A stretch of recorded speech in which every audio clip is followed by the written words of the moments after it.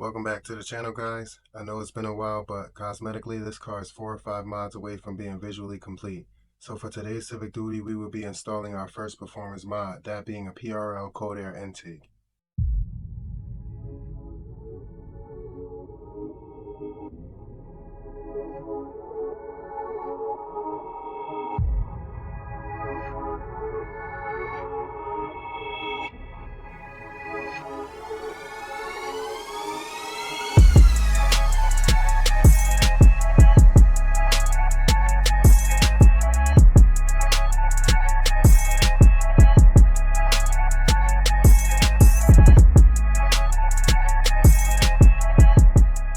The PRL intake is placed exactly where the OEM intake was removed.